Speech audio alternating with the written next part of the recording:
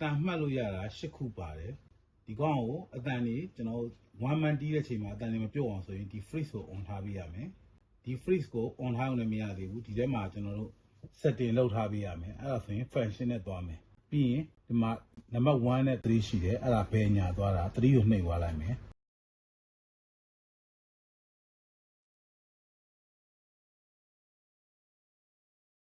ကျွန်တော် regist memory ရအောင်ရက်လိုက်မယ်ရက်ပြီးနံပါတ်6က enter နံပါတ်6ကိုနှိပ်မယ်ဒီမှာ regist free step ဆိုတာရှိတယ်အဲ့ဒါ enter ဆက်နှိပ်မယ်ဒီမှာ return on ထားပြီးပြီကဲလို့ off ဖြစ်နေရင် on ပေးရမယ် on လိုက်ပြီဆိုရင်ဒါ return ကိုသူက freeze လုပ်လိုက်ပြီနောက် tempo ကိုလည်းကျွန်တော်တို့ on ပေးရမယ်ပြီးရင်တုံးကမလို့ return ရယ် tempo ရယ်ဒါဆိုရင်ကျွန်တော်နံပါတ်4က exit နဲ့ပြန်ထွက်လို့ရပြီကျွန်တော်1 man တီးရင်ဒီကအတန်ကြီးခေါ်တီးရင်မပြုတ်တော့ဘူးကျွန်တော်နမူနာစမ်းကြည့်မယ်ဒီမှာ style ခေါ်လိုက်မယ် style နဲ့က18 box ဆိုတာလေးကိုတစ်ချက်စမ်းကြည့်မယ်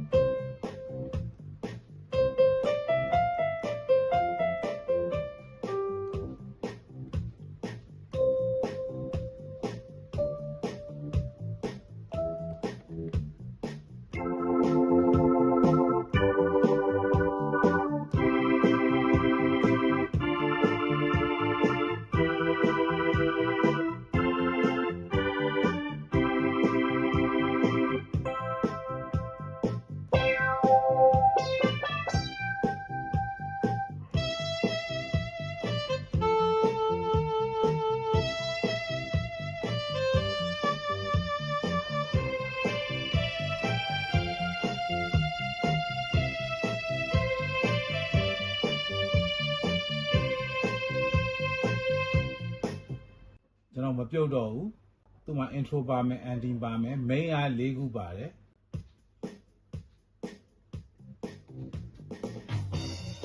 ဒါ main 1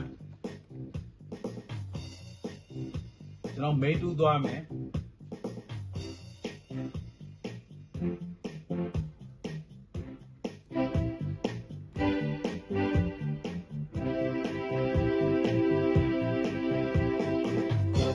ဒါ main 3ဖြစ်သွားပြီ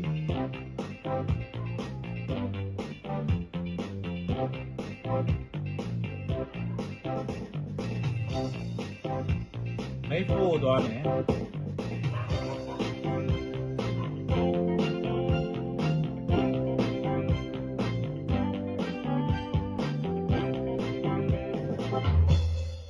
သူက Casio မှာ Yamaha နဲ့မတူတာသူကအထာလေးတစ်ခုရှိတယ်ကျွန်တော်တခုခုတီးနေရတယ်ဥမာ main 1တီးနေရဖြစ်2တီးရဖြစ်နောက်တစ်ခုကိုချိန်လိုက်လို့ရှိရင်သူက row မဆွဲပဲချိန်သွားတယ် row ဆွဲပြီးချိန်နေတယ်ဆိုရင်ကျွန်တော်ကလက်ရှိတီးနေတဲ့နေရာလေးကို row ဆွဲလိုက်ဆွဲပြီးတော့ကိုချိန်နေတဲ့နေရာကိုနှိပ်လိုက်အဲ့ဒါဆိုရင်သူက row ဆွဲပြီးချိန်သွားမယ်ဥမာကျွန်တော်3ကိုတီးမယ်3ကနေ4ကိုချိန်နေတယ်ရိုင်းဆိုရင်ဒါသူက direct တန်းချိန်သွားပြီအဲ့လိုမဟုတ်ဘဲနဲ့3ကနေပြီးတော့ row ဆွဲပြီးချိန်နေတယ်ဆိုရင်sorry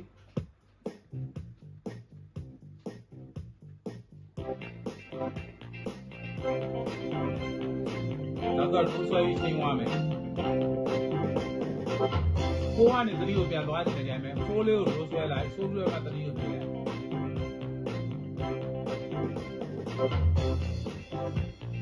3ကနေ1ကိုသွားချင်လိုက်တိုင်းမယ်တော့အဲ့လိုလေးတော့ရှိတယ်ဒါ accompaniment ဖွင့်တဲ့ cloud ဒါ synth stop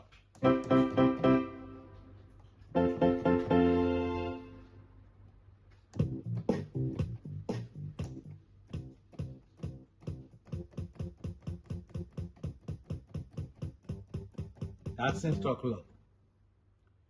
နောက်ကျွန်တော် style ခေါ်မယ်ဆိုရင်ခုနအတိုင်းပဲ function တွေကိုပြန်ဝင်မယ်ညာဘက်ကိုပဲနှိပ်သွားလိုက်ဘယ်ဘက်ကိုသွားလဲရတယ်ပုံမှန်တိုင်းဆိုရင်ညာဘက်ပဲအနှိပ်များကြတော့ညာဘက်ပဲသွားလိုက်တာဒီမှာ media ရောက်လို့ရှိရင်နံပါတ်6 enter ကိုနှိပ်ပြီးရင်လုတ်ပေါ်လာရင်လည်းနံပါတ်6 enter ကိုပဲနှိပ်လိုက်ပါ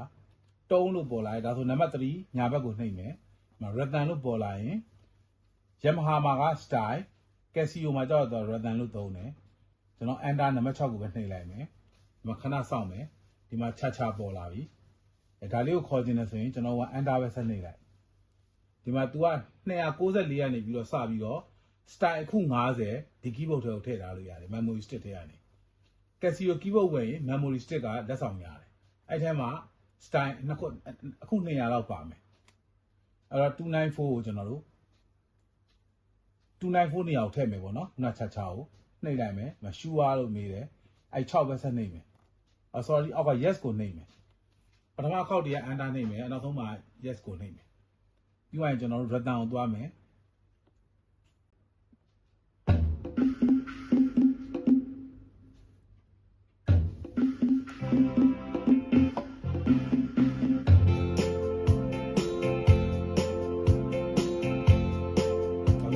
ထည့်လိုက်ရပါတော့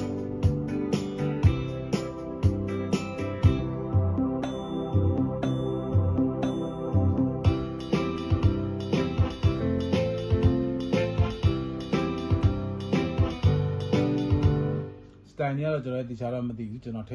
ရိုက်ထားတာမှလည်းမဟုတ်ဒါကိုမောင်ဆိုးလုပ်ပေးထားတဲ့ဟာတွေပေါ့နော်ကျွန်တော်ဒီ294ကနေပြီးတော့တောက်လျှောက်ထည့်သွားလို့ရတယ်အခု50ကျွန်တော်နောက်တစ်ခုထည့်ကြည့်မယ် function ကိုပြန်နှိပ်မယ်ဒီတစ်ခါ3ကိုမနှိပ်ဘဲနဲ့1ကိုနှိပ်ပြီးဘက်ပြန်ဆုပ်လိုက်မယ်အဲ့ဒါပိုနီးလို့မီဒီယာရောက်ရင် enter နှိပ်မယ်လုံးမှာ3ကိုနှိပ်ပြီးတော့ Rattan ကိုပြောင်းမယ်ပြီးရင်6 enter ကိုပြန်နှိပ်မယ်ဒီမှာလှည့်ကြည့်လိုက်မယ်တခြား style တစ်ခုပေါ့စာရီအပြည့်မပေါ်တာတော့ဆိုးတယ်အဲ့တော့မီဆိုဒိုဆိုရင် enter နှိပ်လိုက်မယ်ခုန294မှာထည့်တယ်ခု295နံပါတ်6 enter ပဲဆက်နှိပ်မယ်ရှူအားလို့မေးတဲ့ချိန်ကျရင်အောက်က plus minus မှာ plus yes ကိုနှိပ်လိုက်ဒါဆိုရင်ရောက်သွားပြီကျွန်တော်ပြန်ထွက်မယ်ဒီမှာ295ကိုတော့တန်းရောက်တယ်နော်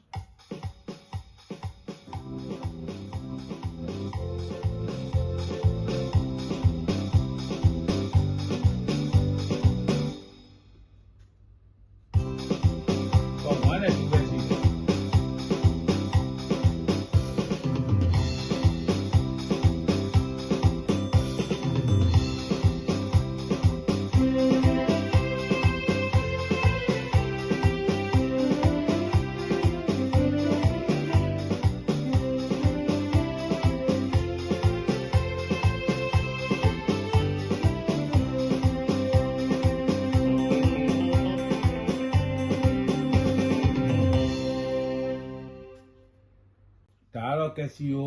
စဝယ်ခြင်းမှာအခြေခံအသုံးပြုနည်းလေးတွေပါ။တစ်ခုကြံသေးတယ်။ဒီလိုကျွန်တော်ဒီမှာစိတ်ကြိုက်အတန်လေးတွေစိတ်ရင်ဥမာတုံးမှာကျွန်တော်နံပါတ်1က stage piano နံပါတ်2က dynamic EP နံပါတ်3က organ 3နေရာမှာ organ မလို့ခြင်းကျွန်တော်ကထားပါတော့ guitar သံဘာညာတစ်ခုခုလိုချင်တယ်ဆိုရင်ကျွန်တော် guitar သံကဘာမှရှိလဲဆိုတော့သူ့ဒီထဲမှာ guitar က113ကနေစရှိတယ်113ဒါnylon guitar